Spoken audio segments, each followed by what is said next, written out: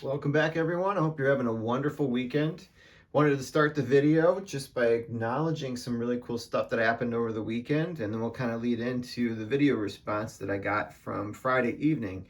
Wanted to just kind of give a shout out to Albert Pujols. He hit 2 home runs today, and I noticed by doing that, when I was watching baseball tonight briefly, that he actually is now third on the total base list. He passed Willie Mays, so that's pretty amazing when you kind of look at his career to notice that he's like up that high, and he also moved up into fifth in career home runs. So I think I've mentioned this before. I'm a big Albert Pujols fan, so I just love seeing that he's still kind of getting some achievements at this point in his career. During that game, so he last week on Sunday Night Baseball, he actually pitched for the very first time in a game at the age of 42 as a position player. Well, his buddy Yadi actually came in. Yadi Molina came in and pitched today. Pitched the final inning against Pittsburgh again in another rout.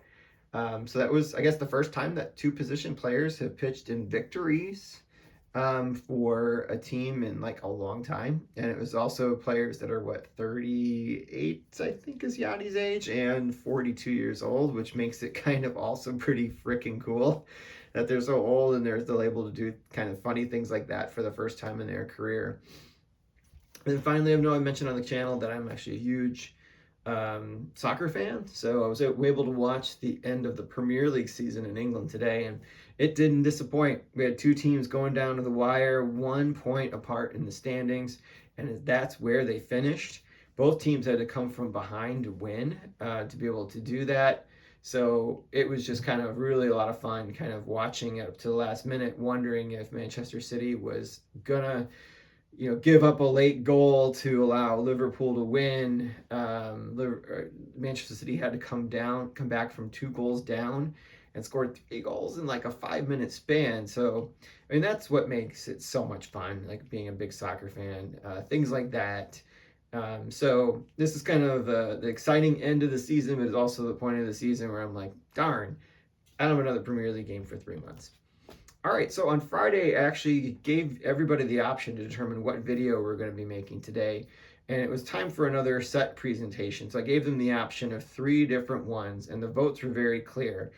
I gave them the option of showing what I've gotten so far for the 1967 top set, the complete 1981 top set, and a complete Topps Heritage set from 2019.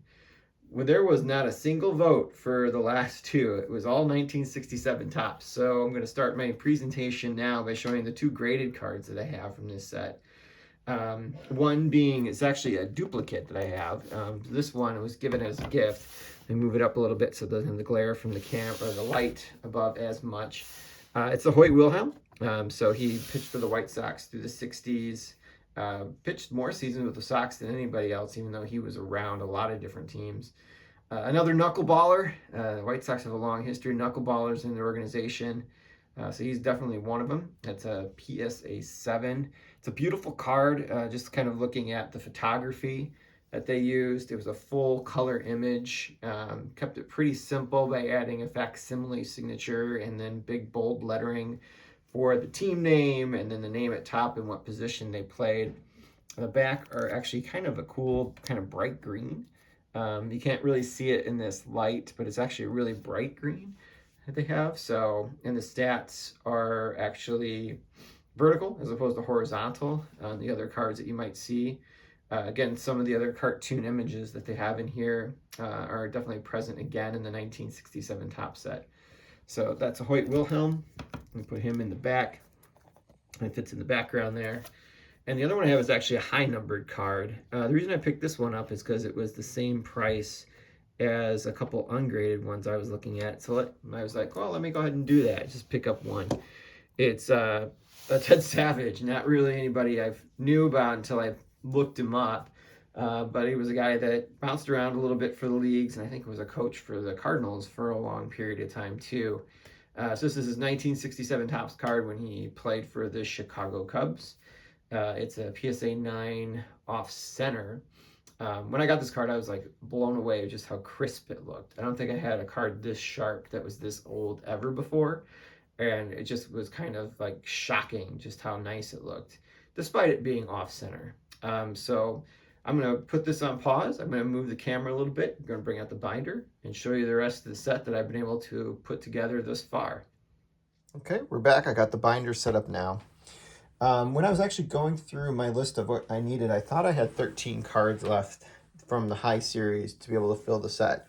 I actually have just 12 left that I need. One of my friends and a fellow YouTuber, Dre Diaz, has been picking up a few cards at card shows, and he'll be in town next week, and he's going to be bringing in 3 that he picked up over the last couple weeks. So I'll show you those on the channel when they come in, but they're not in the binder at the moment. So kind of putting together a set. This is probably a low to mid-grade set for 1967. There's probably definitely some cards people would probably want to upgrade in this set. But I'll point out some of the cool ones in the Hall of Famers, starting with card number 1, featuring the Baltimore Orioles that won the World Series the year before. It's got 2 Hall of Famers on there with Brooks Robinson and Frank Robinson, with Hank Bauer in the middle, former Yankee. And then right in the middle of the page, you have the last card of Whitey Ford. I know I featured him on the channel not too long ago when I was showing you his 1953 Bowman colored card. This set's got a few error versions in there for some of the cards. Like some of them might be missing like little things up here, or the color might be off in one way, shape, or form. None of them I think are terribly expensive, despite being somewhat rare, but when you're putting the set together, that's something to keep in mind if you're trying to build a master set, because some of those are going to be a little surprisingly more expensive than you might think, because I think most of them are actually common cards. But they're common errors, so they're up there. All right, so in 1967, cards from the St. Louis Cardinals and the Boston Red Sox are going to be a little bit more expensive, and I'll explain why in a minute. So I've got Orlando Cepeda at the top. Elston Howard, I think that's his last card. He might have one in 68, if I'm not mistaken. I think he actually does.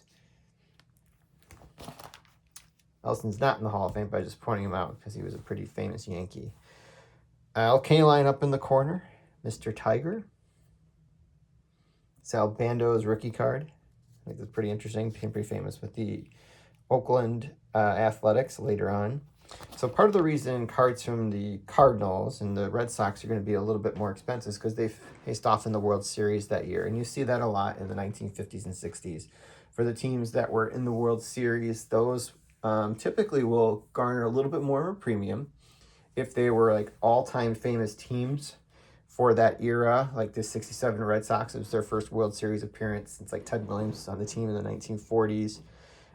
They typically will have a fan base that will be willing to pay a lot more for those cards. And that means a lot more when you get to the high series. Down in the corner we have Roger Maris. Second to last card. First is a Cardinal. One of our new Hall of Famers, Tony Oliva, right in the middle.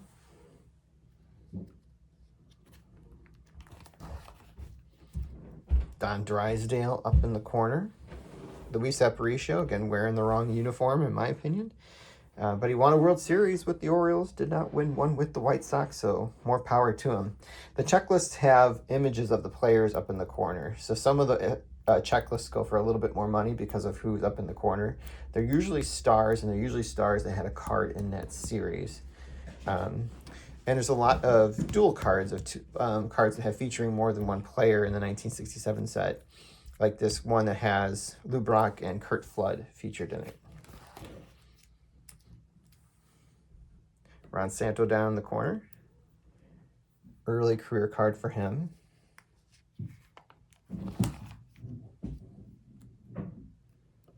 What I like a lot about these cards is they have like these bright blue backgrounds because they are taken often with the sky in the background, which really kind of helps the image pop and brings a lot of color to the card.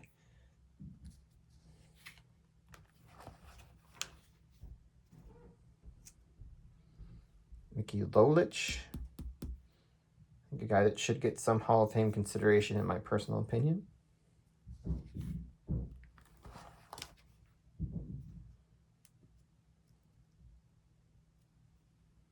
Bobby Mercer up in the corner. I believe that is not his rookie card, though. Even though it's Yankee rookie stars. I think he has one in 1966, I think. All right, here's another Hall of Famer, Frank Robinson. This was the season, I think, where he won the Triple Crown with the Baltimore Orioles. And he won his MVP for the American League at that point. And it was the first, and I think still only player to win MVPs in 2 different leagues. And the Reds traded him because he thought he was past his prime. And all he did with the Orioles was lead him to multiple World Series, including a couple titles along the way. So here's the first appearance of Mickey Mantle. It's going to be a little image up in the corner, meaning he's going to be in the second series, which starts shortly after card number 110, which will be on the next page. Team cards have some pretty cool backgrounds of different colors to make the image stand out. Unfortunately, you can't really see like the old stadiums or anything they have a picture against, because they removed that in favor of having a simple color in the background.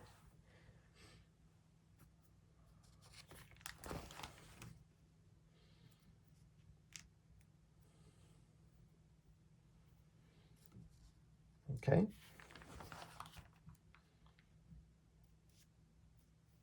There, Yankee team card. By this point in the 60s, the Yankees were definitely on the decline. They hadn't been in the playoffs for a couple years at that point, and a lot of their star players were getting pretty old, including the Mick, unfortunately. And some of them had retired or had been moved on to other teams. So they were kind of unofficially kind of in a rebuild at that point. Willie Pop Stargell, earlier career picture of him before the mustache.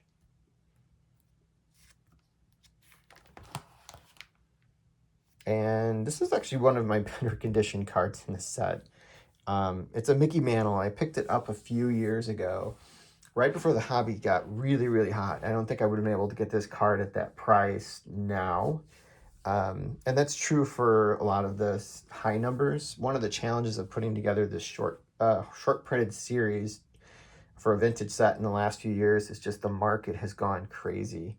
And it's, as I'm slowly being able to build these up, the prices keep going up on the things I want to be able to obtain for the set. We got Steve Carlton up in the corner. I think that might be his second card. I'm not sure if he has one in 66. He definitely has one in 65. That would be his rookie. And again, the Mick, they're just a beautiful image of them up close there.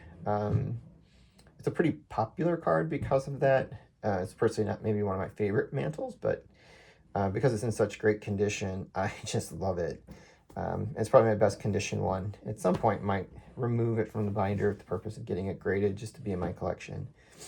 The World Series cards are down below. I think they were kind of trying to capture, like, hey, you're looking at it on a black and white television in here. I think that may have been what they were kind of going for, kind of like the 55 Bowman cards. During this World Series, they faced Sandy Koufax and the Los Angeles Dodgers, which was the last World Series that he appeared in. It was the last season he played in, too. On the second page here, Dick Williams, Hall of Fame manager, started his Hall of Fame career with the Red Sox.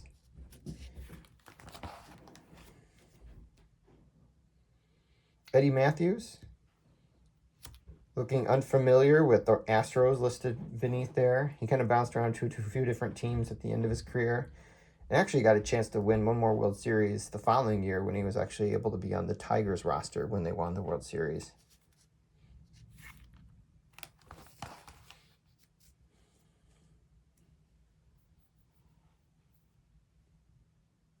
Here are the eventual world champions, the St. Louis Cardinals.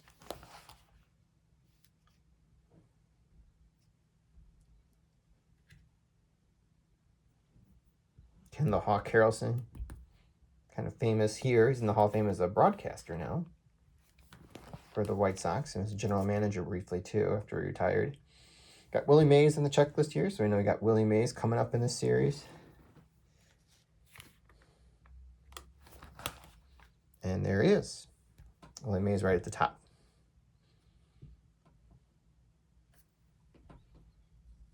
One of my all-time favorite players.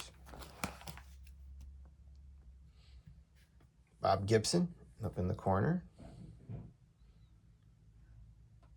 Ernie Banks, front and center at the bottom here. Right next to an Al Kaline and an Norm Cash card.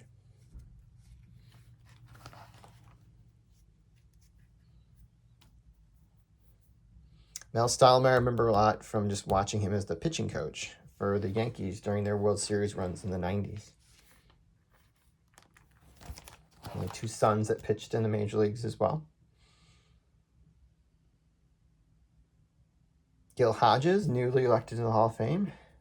That's not his first manager card, but I think it might be the last one before he was the Mets manager, if I'm not mistaken, which is where he was more famous as a manager with, obviously, the Mets. And here you have the league leader cards, very similar to the 1966 design. In fact, you have to sometimes look up the stats to see what year you're looking at because they look so identical.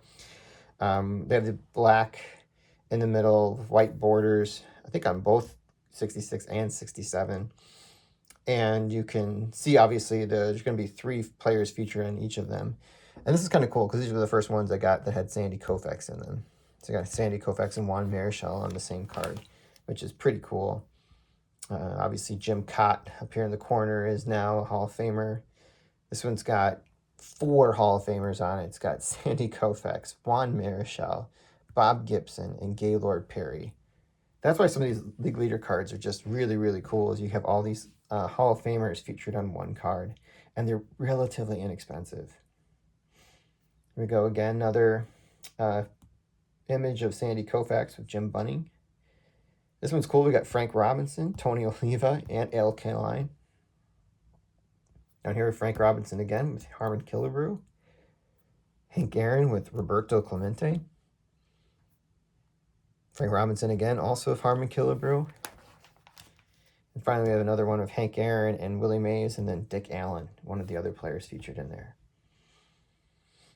Oh, and speaking of Hank, there he is down in the corner.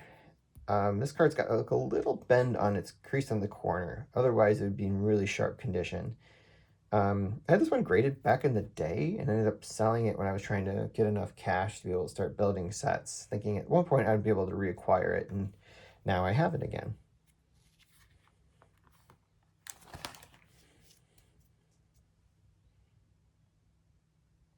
Frank Howard when he was still at the Senators.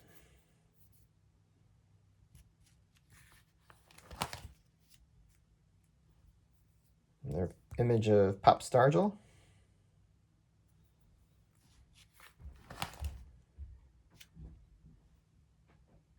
Now we have another checklist. This one I probably need to upgrade because look, it's people erased the pencil mark on there. I don't think I noticed that probably when I put it in at the time. And it's got Jim Cott on there, so that's kind of cool because now he's in the Hall of Fame. Lou Brock.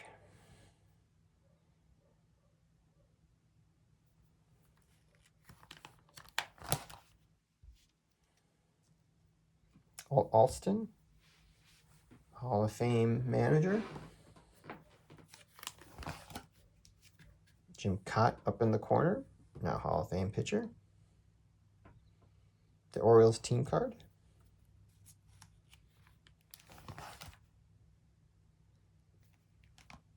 Not sure why, but I have 2 Bud Harrelsons in there. Hope I'm not missing a card. Just make sure. I think I just put it in twice. That's pretty funny. So if you need a Bud Harrelson, let me know. And I just noticed it now for the very first time.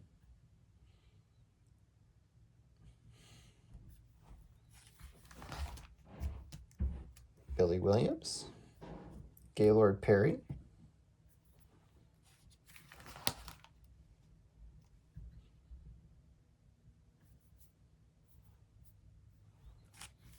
Bob Uecker up in the corner here. Ferguson Jenkins, his first appearance as a Cub in this card. His rookie's in the previous year, but he was with the Philadelphia Phillies at that point. Harmon Killebrew. Joe Morgan.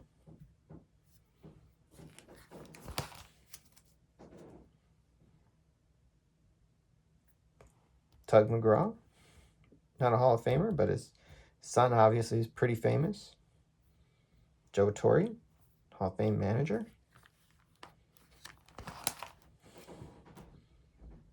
Carl Yastrzemski.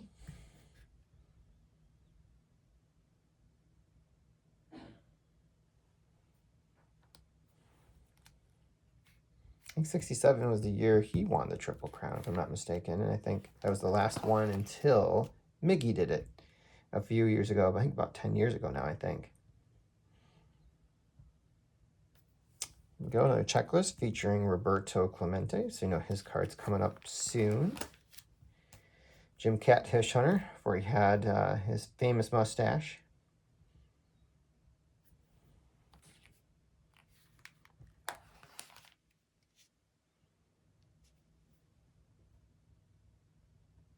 And for Ghost, he would also manage the White Sox for a period of time before he managed the 1993 Phillies, team that fell short in the World Series to Toronto.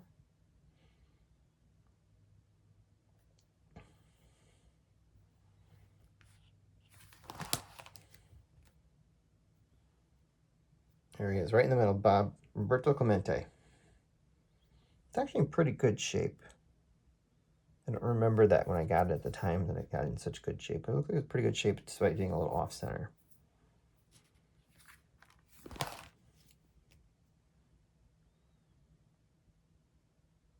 When I say good shape, I'm thinking like 4s, 5s at the best, if you were to grade it. Hoyt Wilhelm again.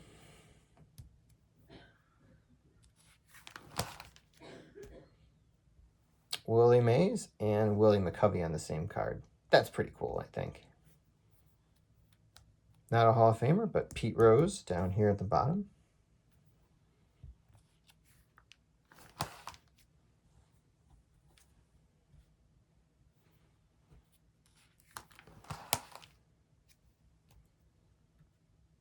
Don Sutton, his first card featuring just himself. Previous card he was featured with another player, which is his rookie. Tito Francona, which is Terry's father.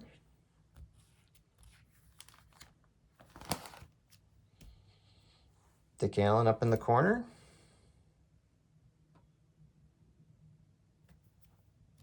Now we're going to see Juan Marichal. Phil Necro down in the corner. I'm going to turn this light on over here just to kind of bring a little more color into this image. Just because we're starting to lose the light. He's going to make these a little glare on these cards. I'm moving back a little bit so it doesn't glare as much for those two items. Harmon Killebrew.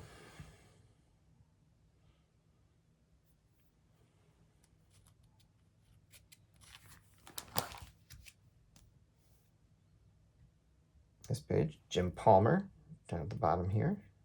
Next to Tony Perez. Two pretty good back-to-back Hall of Famers. I love this image, Perez, because you can see... I love the old uniforms, #1, but this one's really cool because you can see the name on the back, the numbers. It's just really cool. The old cap with the colored bill. Just really cool. Really features those old uniforms really well. Leo DeRocher, manager for the Cubs, Hall of Famer. Next to Willie McCovey.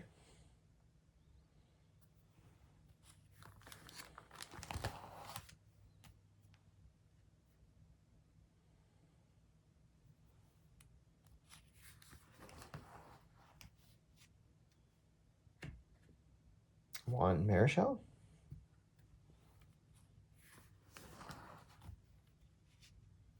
I always like this name, Smokey Burgess. Bill Mazeroski, Red Shandies, Hall of Fame player. May have made it as a manager too if he wasn't already in there as a player. Had a lot of success with the Cardinals in his time.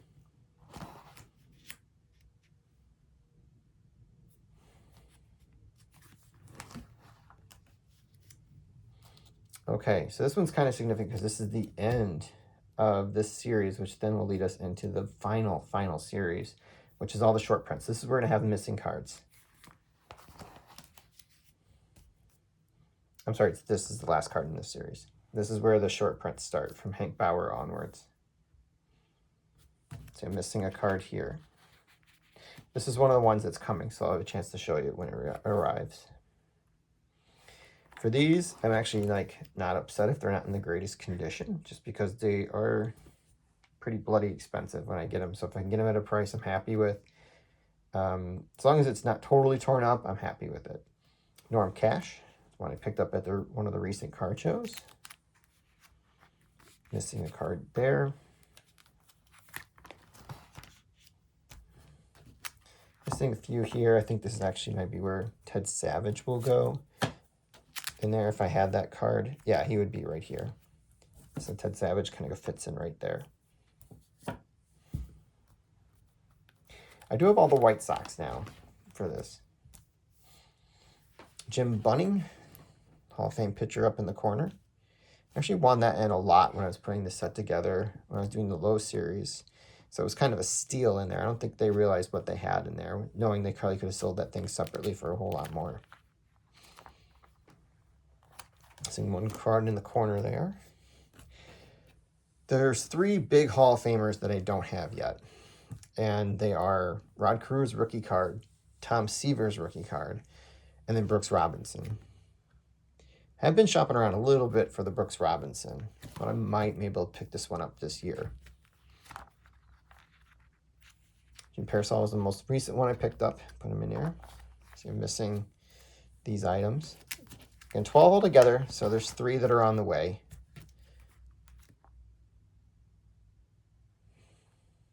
I'm missing 2 in this page.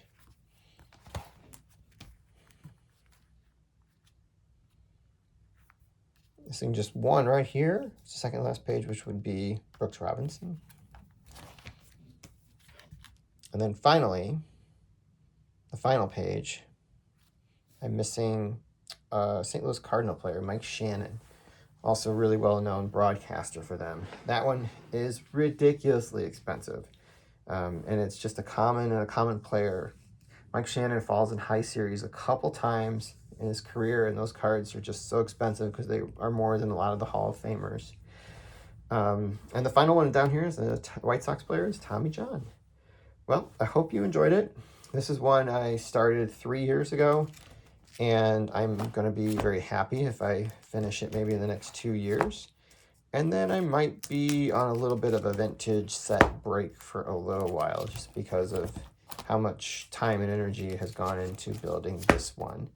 So I hope you enjoyed it. Again, thank you for your input. I think the next time I will also allow the viewers to decide which set I will present. So we'll do about one a month. This was the one for May, so we'll do one in June, coming up soon. Have a great evening, everyone.